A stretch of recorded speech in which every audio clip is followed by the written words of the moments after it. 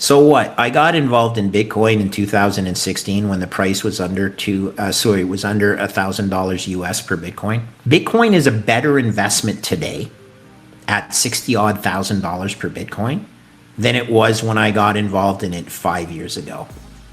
On a risk-adjusted basis, I have a higher probability that it reaches my price target of over $2 million a Bitcoin. Why? Very simply because COVID happened. And COVID caused all of this other talk about being responsible and fiscally responsible to become moot, because there's no point. You cannot escape this debt spiral now. It's mathematically impossible. I don't know why people are so, well, I guess they failed. They don't want to hear it. Even a renowned economist like David Rosenberg has not done his mathematics. It's amazing. It's really remarkable how many people fail grade 11 math. I'm sorry. I'm calling it out. It is over. It is 100% certain that your fiat will debase. Now, it can continue to debase as long as people understand that's the system. And we're going to pretend this Ponzi can go forever. I would suggest you probably should put in place some protection against that Ponzi ultimately collapsing. And that's called Bitcoin, the most beautiful technology, the most beautiful asymmetric return investment that I've seen in over 30 years of managing risk.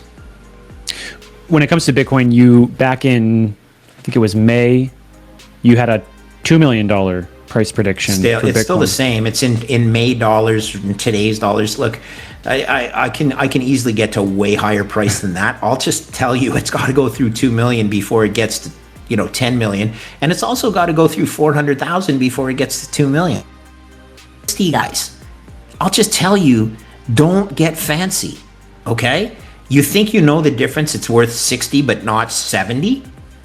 Don't fool yourself. You're not that good. Nobody is that finely tuned a trader.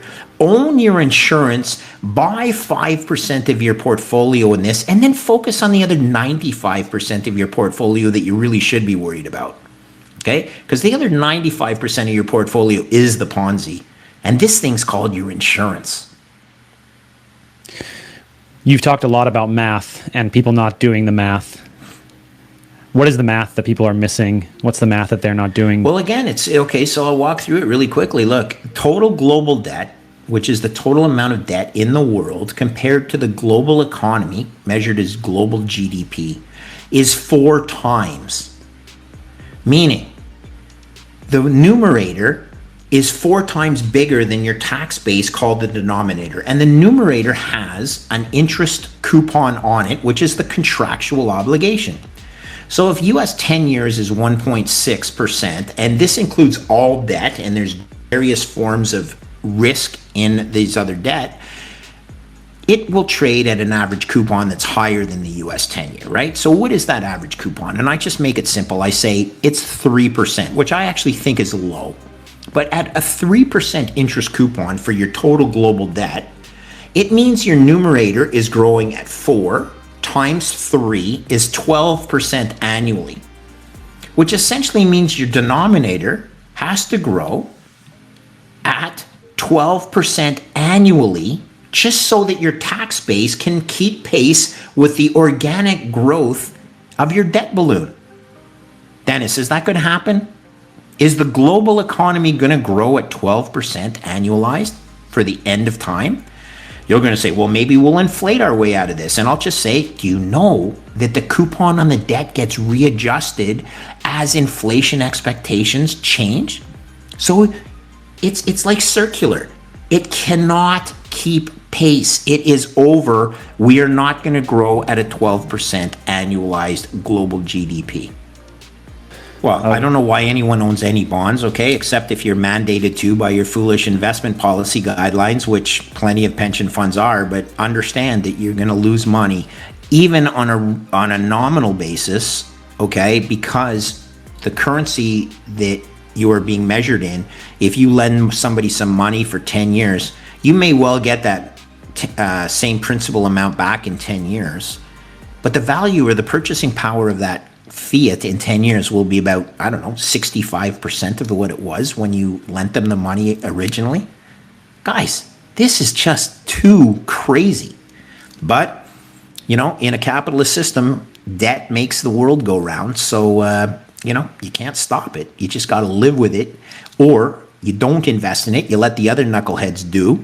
And it's accordingly.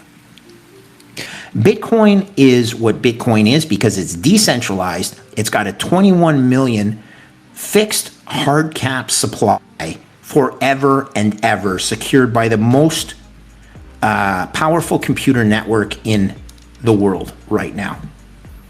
I don't know.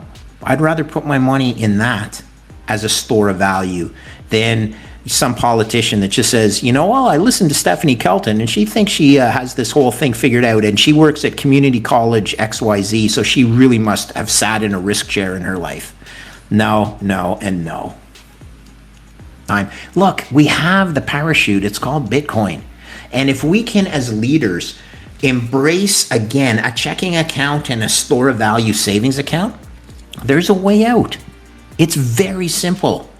You have to do a network transfer. And when you have a network transfer, you don't turn one network off and start with another one. You develop it over time.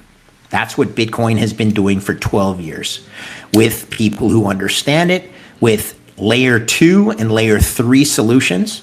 Gosh, if you've never seen the blockchain in action, do yourself a favor, go to tradeblock.com and watch the beauty visually of a permissionless system with neutralized clearing that allows you to transfer value from anywhere in the world to another Bitcoin address and have it settle in 10 minutes.